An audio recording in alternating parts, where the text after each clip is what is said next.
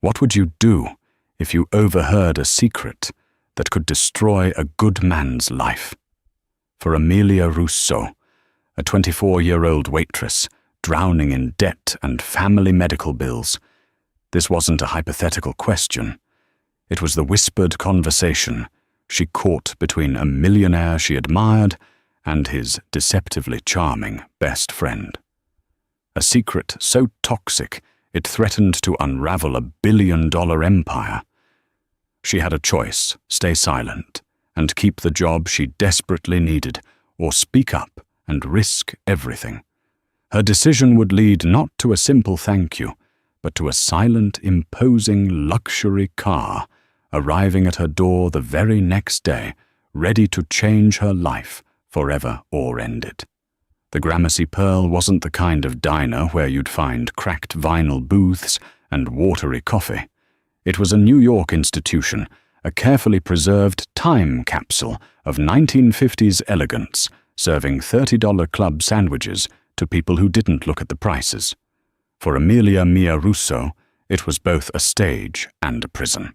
By day she glided between tables with a practiced smile, balancing trays laden with artisan burgers and truffle fries. By night she returned to a cramped Queen's apartment that smelled of turpentine and her mother's lavender-scented laundry detergent. The turpentine was from her own corner of the living room, a space crammed with canvases, brushes, and textbooks on Renaissance art restoration.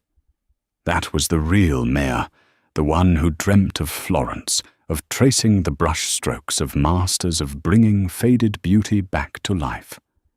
But her mother Isabella had been diagnosed with an aggressive form of multiple sclerosis 2 years ago, and the dream of Florence had faded into the harsh reality of co-pays, prescription costs, and the ever-present fear of the next medical emergency.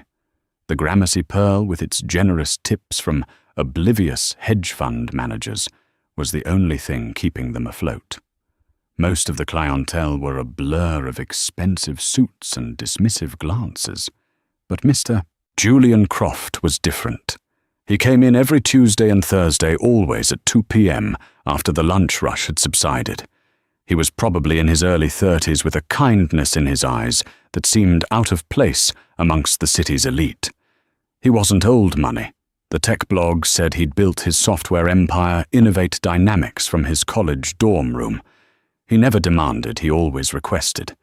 He learned Mia's name on his second visit and always asked about her day, listening to her answer as if it genuinely mattered.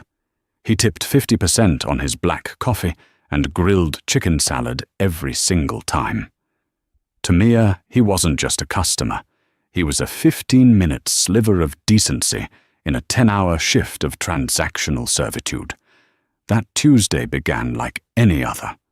The lunchtime chaos ebbed, and Mia was wiping down a marble countertop when the familiar chime of the door announced Julian's arrival. But he wasn't alone. With him was a man who seemed to have been sculpted from polished ambition. He was taller than Julian, dressed in a bespoke charcoal suit that probably cost more than Moore's entire student loan debt. His name was Marcus Thorne. Mia knew him from the society pages. His family was old-world banking royalty. He was Julian's best friend, his business partner in several philanthropic ventures, and according to the articles, the sophisticated yin to Croft's innovative yang.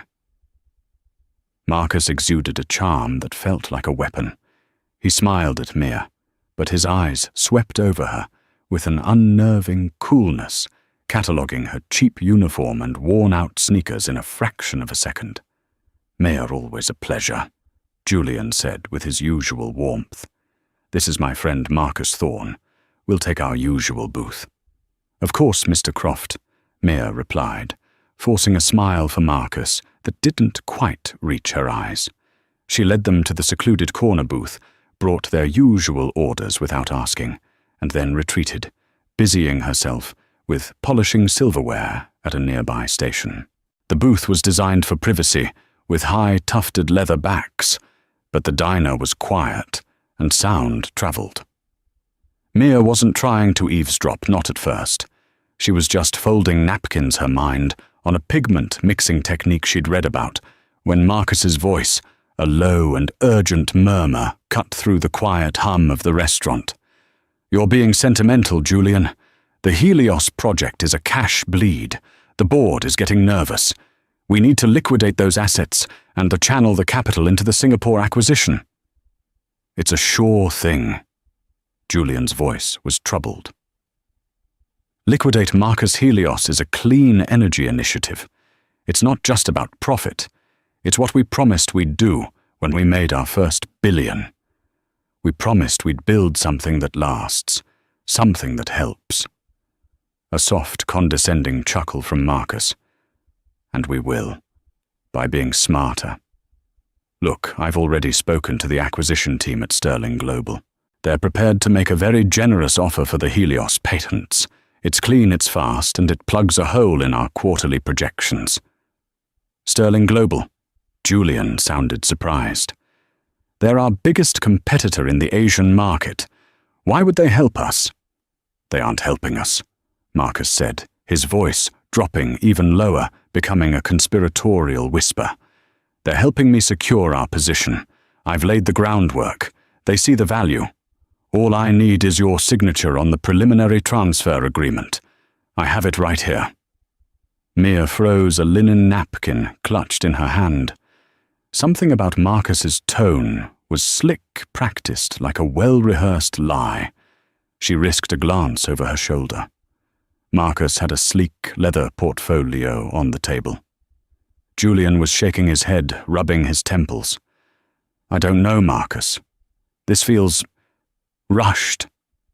Selling our most promising green tech to a fossil fuel subsidiary like Sterling Global. It goes against everything we stand for. It stands for survival. Julian." Marcus's voice was a sharp hiss now. "Don't let your idealism bankrupt us. I've handled the delicate negotiations. Trust me. When have I ever steered you wrong?" The silence that followed was heavy. Mia could almost feel Julian's internal conflict from across the room. He revered Marcus. The media always portrayed their friendship as legendary, a brotherhood forged in the crucible of high-stakes business. Then Marcus delivered the line that made the blood in Mia's veins turn to ice. "I'll handle the board. They listen to me. And I've already set up the offshore holding account for the transfer. It's more tax-efficient that way. Cleaner. Offshore holding account. Tax-efficient." The words were corporate jargon, but the intent behind them felt sinister. It sounded less like a business deal and more like a heist. Why would a legitimate transfer need a secret offshore account? Why sell their flagship passion project to a direct competitor? It didn't add up. Mia watched as Marcus slid a pen and a single dense document across the table.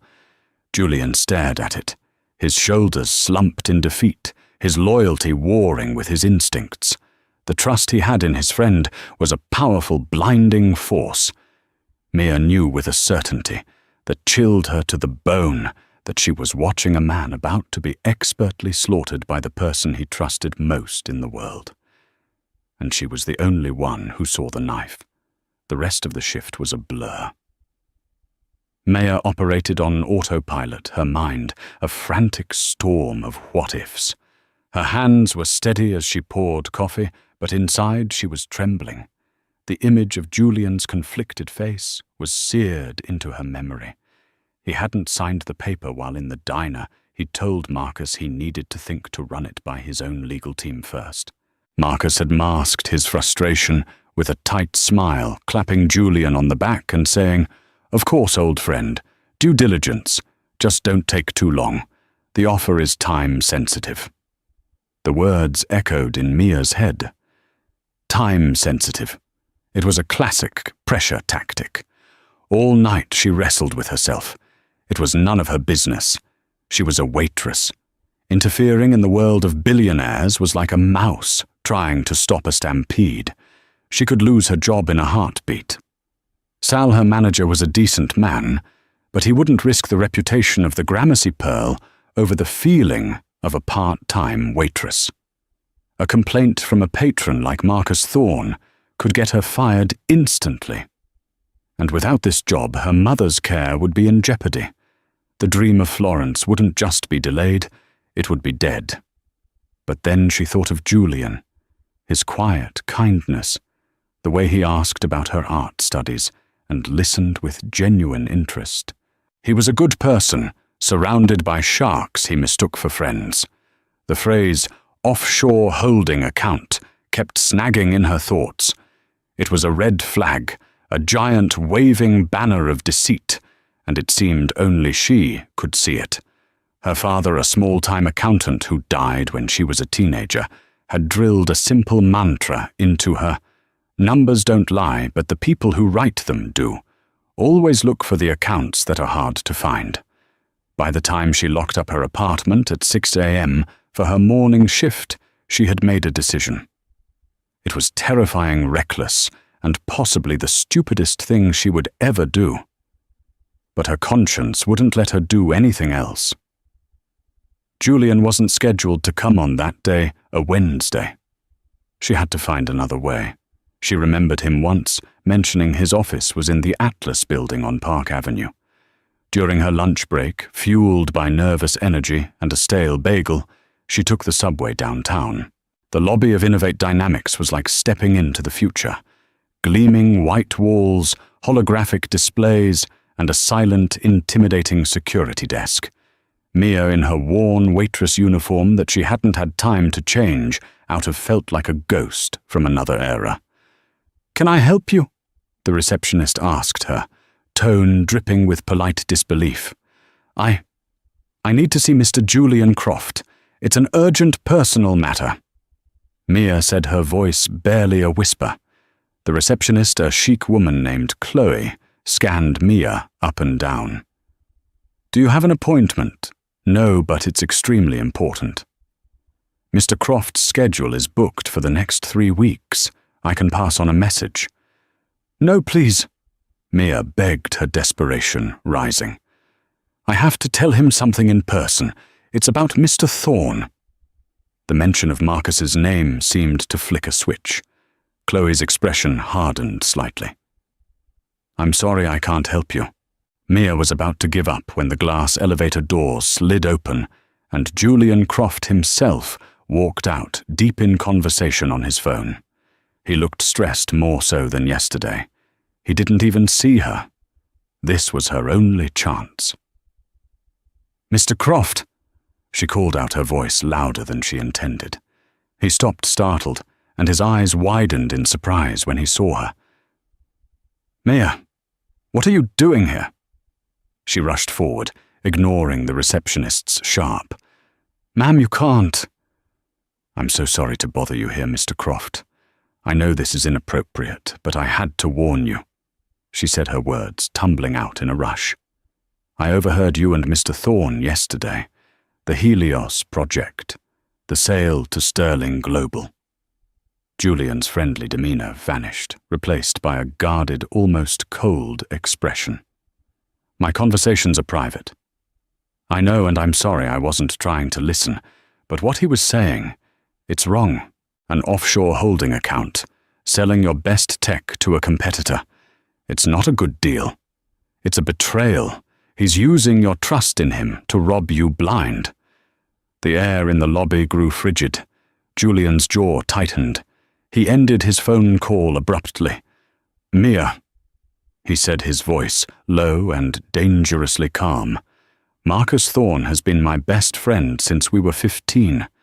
He was the best man at my wedding. He's the godfather to my niece. He has stood by me through every failure and every success. You, on the other hand, are the woman who serves me coffee twice a week." Each word was a precise, painful jab. Maya felt her face flush with shame and humiliation.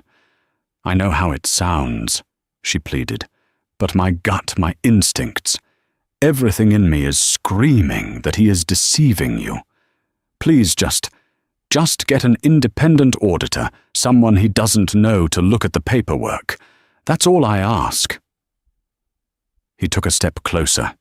His eyes filled not with anger, but with a deep, profound disappointment. What you're asking is for me to betray a lifetime of friendship based on the gut instinct of a stranger who eavesdropped on my private lunch.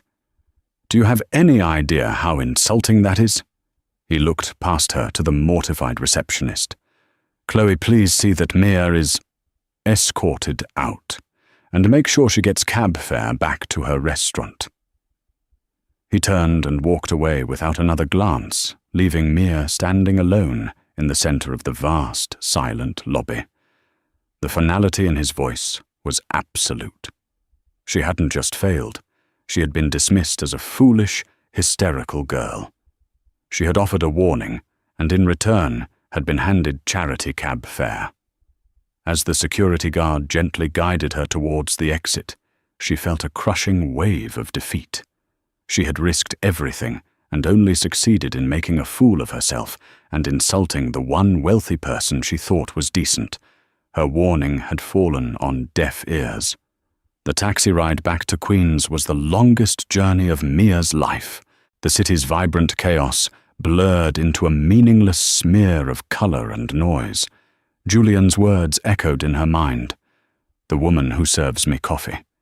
He had reduced her to her role, stripping away her identity, her intelligence, her concern, and leaving only the apron. The humiliation was a physical ache in her chest. She had been so naive. What did she expect? That he would thank her, launch an investigation, based on the frantic warning of a waitress she had crossed an invisible, unassailable line between their worlds. He lived in the stratosphere of loyalty and billion-dollar deals. She lived on the ground, worrying about the price of milk.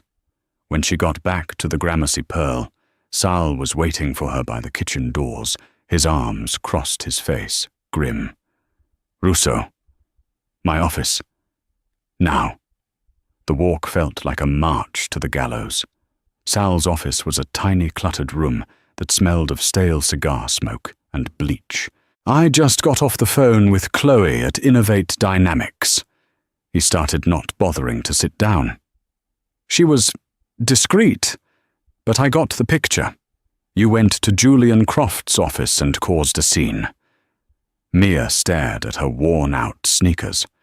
I had to, Sal. I heard something. I don't care what you heard. He cut her off, his voice sharp. My job is to run a restaurant, not a den of spies. My clients, especially clients like Mr. Croft, come here for privacy.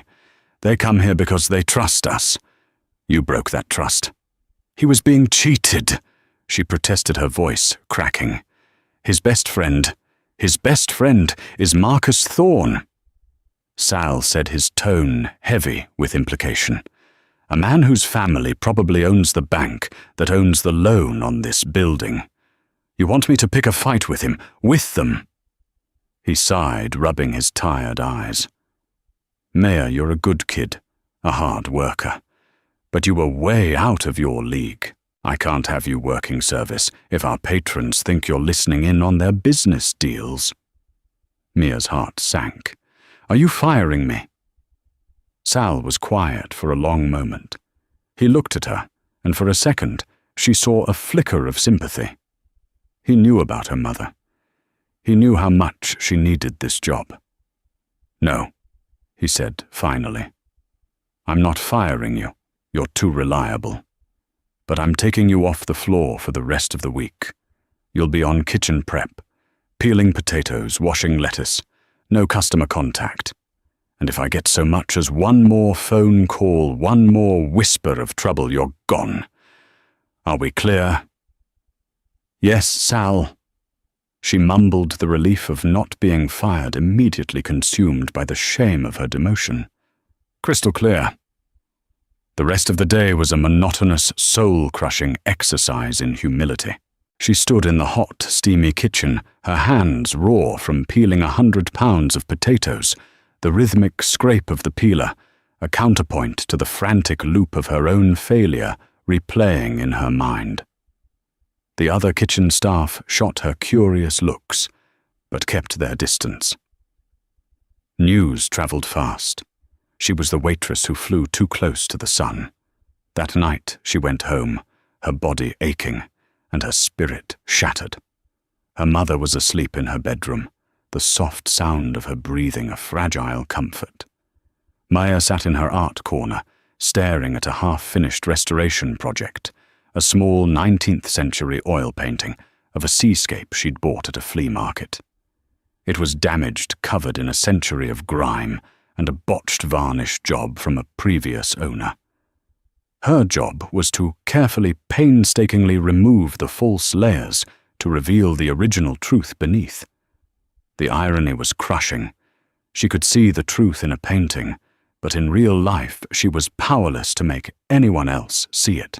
She fell asleep on her small couch, haunted by dreams of Julian's disappointed face and Marcus's predatory smile. She had done the right thing, she told herself, but it felt like the wrongest decision of her life. She had lost Julian's respect, compromised her job, and accomplished nothing. Marcus Thorne was probably at that very moment clinking a champagne glass with Julian, celebrating the deal that would ruin him. The world, it seemed, wasn't a place where a waitress could save a millionaire. It was a place where she got put in the kitchen to peel potatoes. The next morning, she woke to the jarring sound of a car horn. Not the usual New York cacophony of 1,000 taxis, but a single deep, powerful blast right outside her building.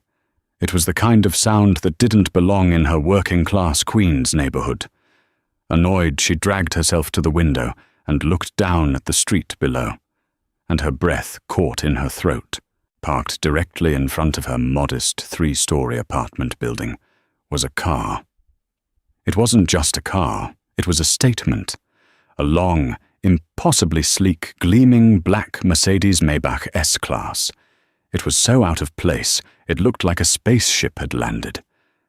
A man in a crisp black suit and chauffeur's cap stood beside the open rear door, staring directly up at her window, as if he knew she was watching. Her first thought was that it was for someone else. A mistake. But there was no one else on the quiet street. The chauffeur's gaze was fixed, unwavering. Her heart began to pound a frantic, panicked rhythm against her ribs. This wasn't a thank you. This wasn't a coincidence. Julian had dismissed her. Marcus had every reason to want her silenced. A car like that, showing up at her door unannounced, felt less like a gift and more like a summons. Or a threat. Mia stood frozen at her window, her mind racing through a Rolodex of terrifying possibilities. Had Marcus Thorne sent this car, was it a message? An intimidation tactic to ensure her silence? Or was it worse, the kind of car that appears in movies right before someone disappears? Her neighborhood was quiet. No one would notice one girl being whisked away in a vehicle that screamed power and anonymity. Her mother's voice called from the other room, frail but clear. "Mia cara, what was that noise?" "Nothing, Mama." Mia called back, her voice tight with anxiety. "Just a car. Go back to sleep." She needed to think. Her first instinct was to hide, to lock the door, pull the blinds, and pretend she wasn't home. But the chauffeur hadn't moved. He stood like a statue, his presence a silent, undeniable demand. Running would only confirm she had something to hide. It might even make things worse. Taking a deep, shuddering breath, she decided on a different course of action. She scribbled a quick note and left it on the kitchen counter for her mother. Mama got called into work for a special catering event. A car service picked me up. I will call you as soon as I can. Love you. It was a weak lie, but it might prevent her mother from panicking if she was gone for a few hours. Then she did something her father would have called smart. She opened the voice memo app on her phone, hit record, and slipped the phone into her jeans pocket, making sure the microphone wasn't muffled. If this was a threat, she would have a record of it. Her heart hammered against her ribs as she walked down the 2 flights of stairs.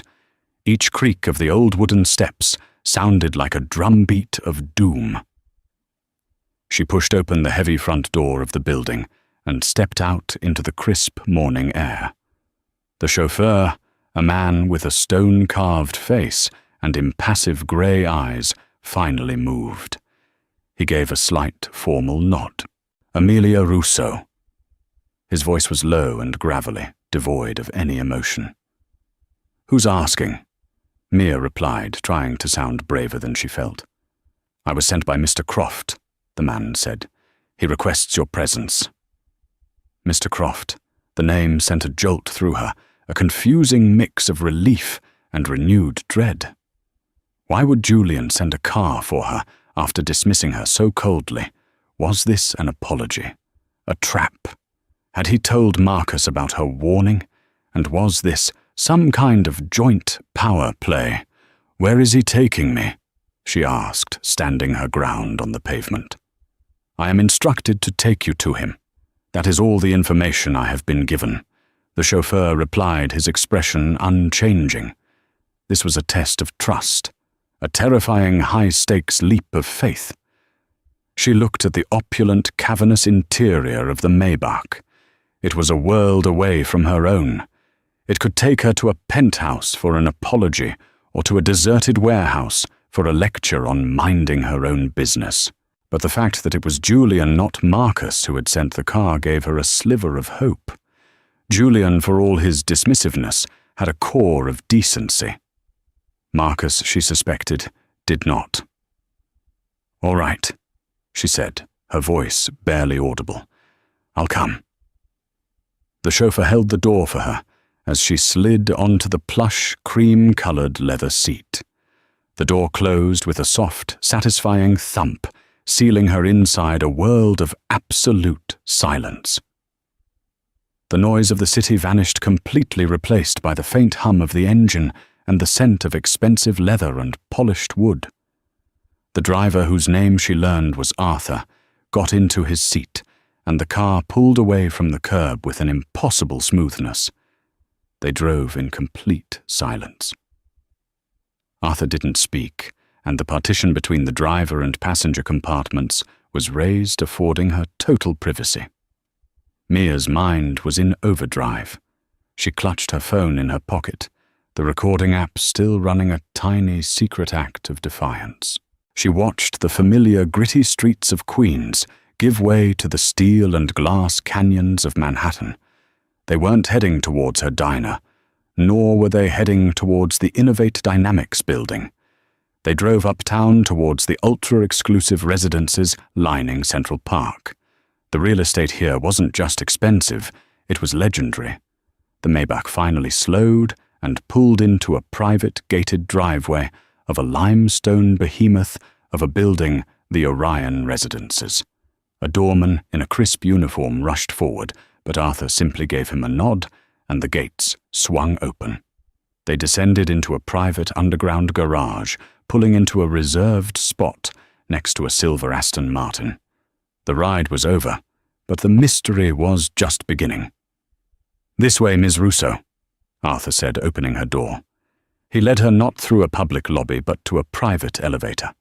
He used a key card, and the elevator began its ascent, the numbers climbing rapidly. 30, 40, 50. It finally stopped at PH, Penthouse. The doors opened directly into a living space, so vast and stunning that it literally took Mia's breath away.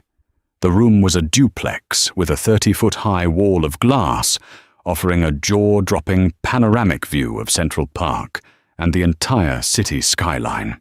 The furnishings were minimalist and elegant, a massive white sofa, sleek chrome and glass tables, and walls adorned with what looked like original Rothko and de Kooning paintings. And standing in the middle of it, all silhouetted against the breathtaking view, was Julian Croft. He was alone. He turned to face her, and the expression on his face was one she couldn't read. It wasn't angry or disappointed. It was something else entirely, something heavy, somber, and deeply weary. "Mia," he said, his voice quiet, but echoing in the cavernous space. Thank you for coming. Please have a seat. We have a lot to talk about." Mia didn't sit. She stood just inside the elevator entrance, her hand hovering over her pocket, the phone still recording. The opulence of the penthouse was disorienting, designed to awe and intimidate. But it was the look in Julian's eyes that truly unsettled her. The easy warmth she was used to seeing in the diner was gone, replaced by the haunted look of a man who had stared into an abyss. "Mr. Croft," she began, her voice steady despite her racing heart. "Why am I here?" He gestured to the sprawling white sofa. "Please, Mia, and call me Julian. After yesterday, I think we're past formalities." She cautiously moved towards the sofa, but remained standing, crossing her arms as a defensive barrier. Julian didn't press the issue. He walked over to a floor-to-ceiling window and stared down at the park, a miniature green paradise so far below. "Yesterday," he began, his voice low, "I was arrogant, I was dismissive, and I was wrong. I owe you an apology." Mia was stunned into silence. Of all the scenarios she had imagined, a direct apology was not one of them. "When you left my office," he continued, turning back to face her, "I was furious. Not just at you, but at the accusation itself. The idea that Marcus, that he could betray me, it was unthinkable. It felt like you were telling me the law of gravity had suddenly stopped working. It was an assault on the very foundation of my life." He sighed, running a hand through his already disheveled hair. "So I did what any loyal friend would do. I called Marcus. I was going to tell him about the crazy accusation from my waitress, and we were going to have a laugh about it. But when I got him on the phone, something was off." He paused, collecting his thoughts. "I asked him a few simple questions about the Sterling Global deal, about the timeline, about the holding account you mentioned, and he became defensive. He started using jargon, throwing around complex legal terms, trying to confuse me. It was a tactic he'd used on rivals, on hostile board members. He'd never used it on me before. He told me I was stressed, that I should leave the details to him, that he was protecting me." Julian walked over to a sleek, marble-topped bar and poured himself a glass of water, his hand shaking slightly. "That phrase, 'I'm protecting you,' is what did it," he said, his voice filled with a bitter irony. "That's what he's always said. But this time, it sounded different. It sounded like what someone says when they're hiding something. Your warning, as much as I hated it, had planted a seed of doubt. And Marcus's defensiveness was the water that made it grow." He looked directly at Mia, his eyes filled with a raw, painful honesty. "So I lied to him. I told him he was right, that I was just tired, and I'd sign the papers first thing in the morning. And then I did what you suggested. I made a call to a forensic accountant I know in Geneva, an old family friend, someone completely off Marcus's radar. I sent her the preliminary agreement and gave her access to the internal servers for the Helios project." He took a long drink of water. "She worked all through the night. The first email from her arrived at 3 a.m. The subject line just said, 'Call me now.'" Julian put the glass down and picked up a tablet from the coffee table. He swiped the screen and turned it to face Mia. On the screen was a complex web of flowcharts, bank transfers, and shell corporations. It was a dizzying diagram of deceit. Marcus wasn't just selling the Helios patents to a competitor for a quick profit. Julian explained, his voice flat and devoid of emotion. That was just the surface. He had structured the deal through a series of shell companies registered in the Cayman Islands and Panama. Sterling Global would pay a fraction of the patent's true worth to the first shell company. That company would then sell it to another and another, inflating the price each time, before finally selling it to Sterling Global's public-facing subsidiary for a massively overinflated market price.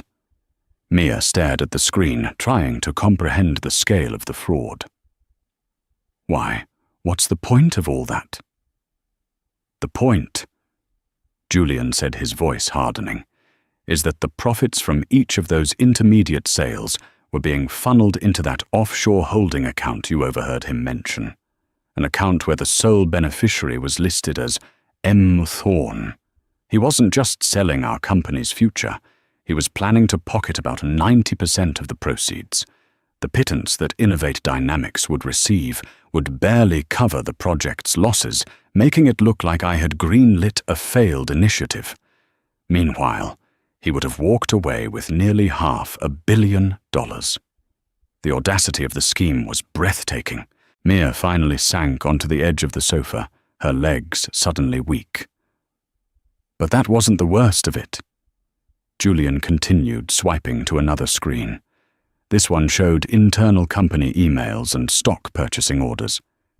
He was shorting my company's stock.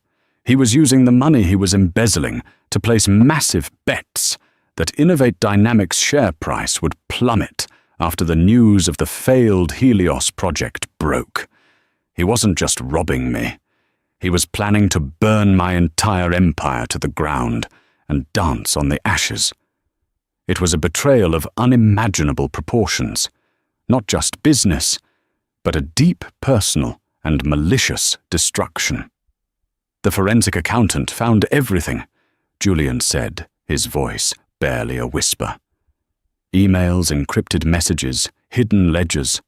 Marcus had been planning this for over a year. Every lunch we had, every time he clapped me on the shoulder and called me brother, he was sharpening the knife. He finally looked at Mia, and the weariness in his eyes was mingled with a profound, almost overwhelming gratitude. You were right.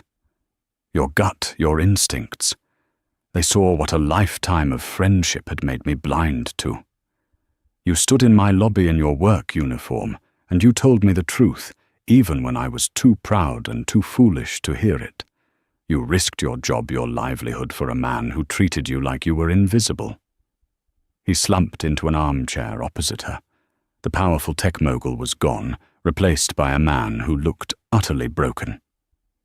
I fired Marcus this morning, or I tried to. I presented him with the evidence. He didn't even deny it. He just smiled. He told me I was a naive fool who never deserved the success I had. He said he was the one with the vision, the one who deserved the empire. A heavy silence filled the magnificent room, a silence heavy with the ghosts of a dead friendship and a narrowly averted catastrophe. Mia finally understood. The car, the penthouse, the apology. It was all part of Julian's attempt to process the wreckage of his life. And she was at the very center of it. You didn't just save my company, Mia, he said, his voice thick with emotion. You saved me. In the quiet that followed Julian's revelation, Mia finally reached into her pocket and stopped the voice recording. The gesture was small, but the meaning was immense. The need for self-preservation had been replaced by a startling, unexpected sense of empathy. She was no longer a potential victim. She was a witness to a man's profound personal tragedy. I'm so sorry, Julian, she said softly, and she meant it. The loss he had suffered went far beyond money. He managed a weak, grateful smile. Don't be. You have nothing to be sorry for. I'm the one who owes you everything. He stood up, pacing the room with a renewed, though somber energy. Which brings us to the reason I brought you here. An apology isn't enough. Words are cheap. What Marcus did was a crime, and my lawyers will handle that. What you did was an act of incredible integrity, and that deserves a proper reward. Mia immediately shook her head. No, you don't owe me anything. I just did what I thought was right. And that's precisely why you must be rewarded, he insisted.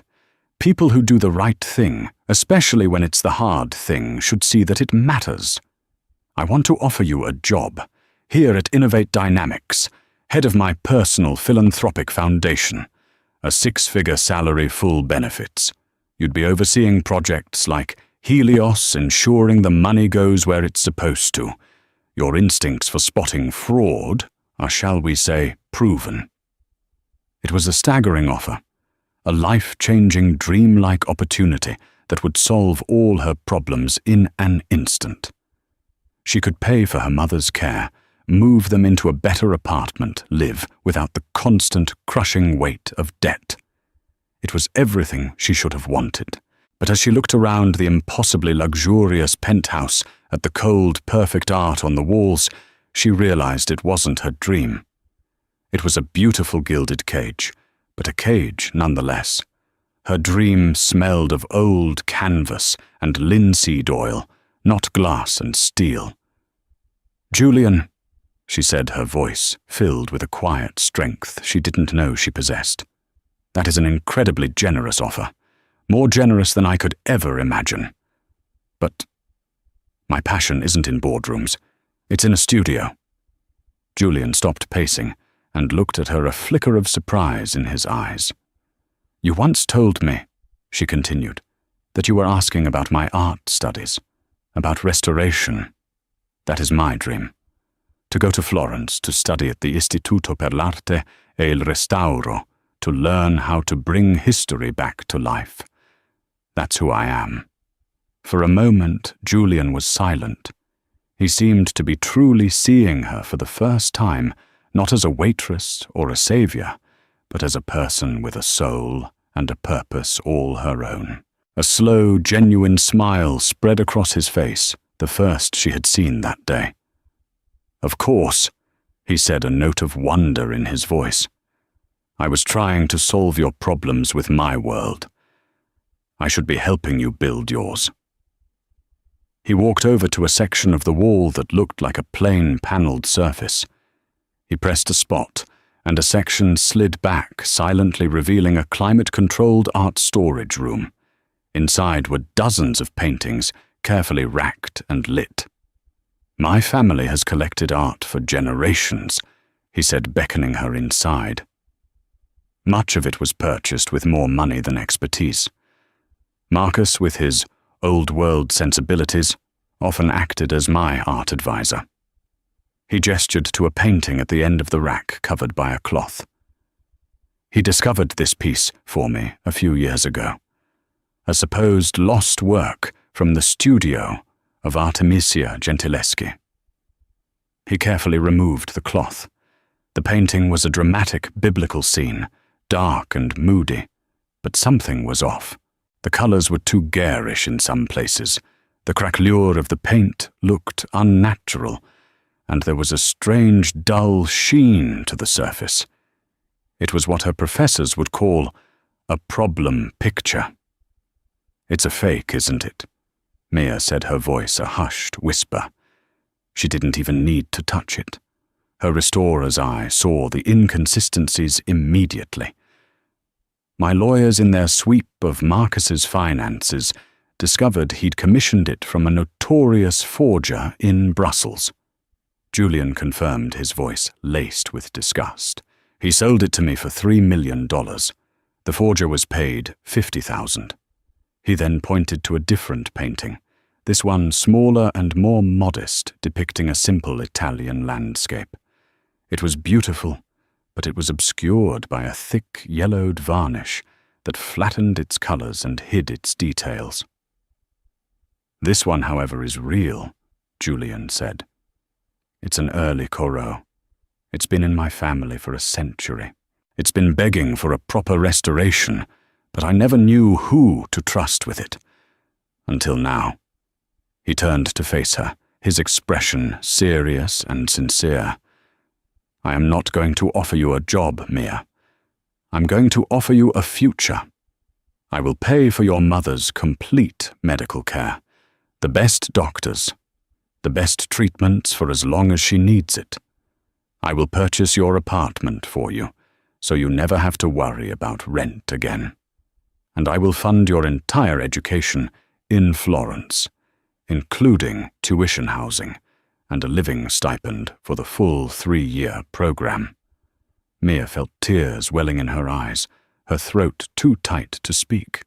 "All I ask," he continued, his voice gentle, "is that, when you are ready, when you have the skills and the confidence of a master, you make this little Koro your first official commission. And you allow me to be the first patron of the incredible career you are going to have." It was a reward beyond money, beyond a job title. It was a gift of freedom, the freedom to pursue her passion without fear, to care for her family without sacrifice. It was the priceless gift of her own life handed back to her. Through her tears, Mia looked at the man she had tried to save and realized he had in turn saved her in a way she never thought possible. "Yes," she whispered the single word, filled with the weight of 1,000 dreams coming true. Yes. 1 year later, the scent of turpentine and linseed oil no longer filled a cramped corner of a queen's apartment. It now perfumed a sun-drenched studio in the Oltrarno district of Florence, the artisan quarter, where masters had honed their craft for centuries.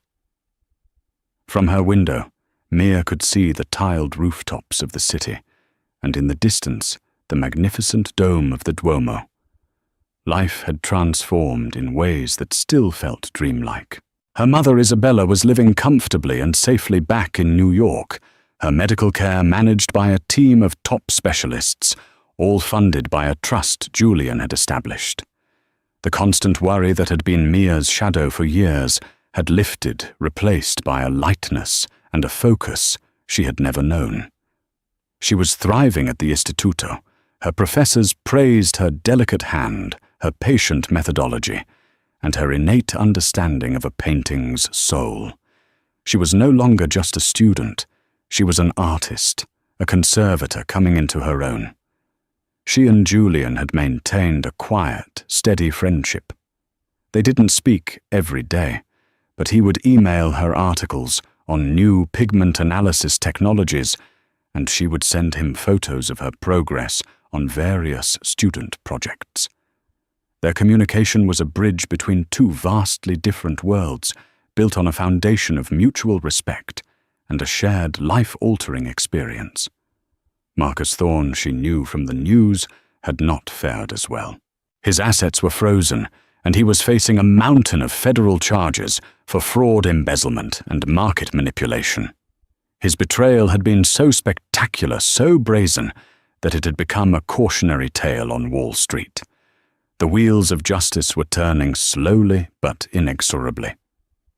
One crisp autumn afternoon, as Mia was painstakingly removing a layer of discolored varnish from a 17th century still life, the director of the institute knocked on her studio door. "Signorina Russo," he said, his Italian accent warm. "You have a visitor." Mia looked up, confused, to see Julian Croft standing in the doorway. He was dressed more casually than she'd ever seen him, in a simple linen shirt and trousers, but he still seemed to carry an aura of quiet intensity. "Julian," she gasped, wiping her hands on her apron. "What are you doing here?" "I had a business meeting in Milan," he said with a small smile. "I decided to take the train down. I hope I'm not interrupting." "Never," she said, her heart doing a little flutter that surprised her. "Welcome to my world." She gave him a tour of her small studio, explaining the complex chemistry of the solvents she was using, the delicate process of in-painting, the way light and time changed a canvas. He listened with the same focused attention he had once given her in the diner, but this time he wasn't just being polite. He was fascinated. He was seeing her truly, her in her element. "I brought you something," he said, handing her a slender, protected cardboard case. She opened it carefully. Inside was the small 19th century seascape she had been working on in her queen's apartment, the flea market painting that had been her only escape on the night she thought she had ruined her life. My housekeeper was packing up the last of your things from your old apartment to put in storage, he explained. She found this. I figured it belonged here with you. A reminder of where you started. Mia traced the frame of the little painting, a wave of emotion washing over her. It looked so humble next to the grand Italian masterpieces she now worked on daily. But it was a powerful symbol, a symbol of hope in the dark. They walked out of the studio and into the golden light of the late afternoon, wandering through the ancient streets towards the Ponte Vecchio. I have some final news about Marcus, Julian said quietly, as they leaned on the stone railing of the bridge, watching the Arno River flow below. The investigation uncovered something bigger. He wasn't just defrauding me. He was the center of a whole network laundering money for some very dangerous people. The Helios deal was just his attempt at a massive cash-out before it all collapsed. Your warning. It didn't just save my company. The FBI said it helped them unravel an international criminal enterprise. Mia stared at the water, stunned. The ripple effects of her single, terrified act of courage were vaster than she could have ever conceived. You see, Mia, Julian said, turning to look at her, his eyes serious. You didn't just warn a millionaire about his friend. You threw a stone in a pond, and the ripples changed the world for a lot of people. As the sun began to set, casting a warm, honey-colored glow over the city of the Renaissance, Mia felt a profound sense of peace. The life she was living was not a reward for a single act, but the rightful consequence of choosing integrity over silence. Julian stood beside her, not as a patron or a billionaire, but as a friend. The space between them was no longer an unbridgeable chasm between a waitress and a mogul. It was just the quiet, comfortable space between two people who had, in a strange and unexpected way, saved each other. The future was unwritten, as vast and beautiful as the Tuscan sky above them, filled with the promise of masterpieces waiting to be restored. The story of Emilia Russo isn't just about a car and a millionaire. It's a powerful reminder that integrity is a currency more valuable than any stock or bank account. It's about the incredible power that lies within a single person's choice to speak truth to power, no matter how small or insignificant they feel. Emilia's courage didn't just change her life and the life of one man. It sent ripples out into the world that dismantled a network of corruption. It proves that one voice, speaking with conviction, can be louder than 1,000 lies whispered in a boardroom. If this story inspired you, or restored a little bit of your faith in doing the right thing, please let us know in the comments below. What would you have done in Emilia's position? We love hearing your thoughts. And don't forget to like this video, share it with someone who needs to hear it, and subscribe to our channel for more real-life stories that will move, inspire, and remind you of the extraordinary impact of ordinary courage. Thank you for watching.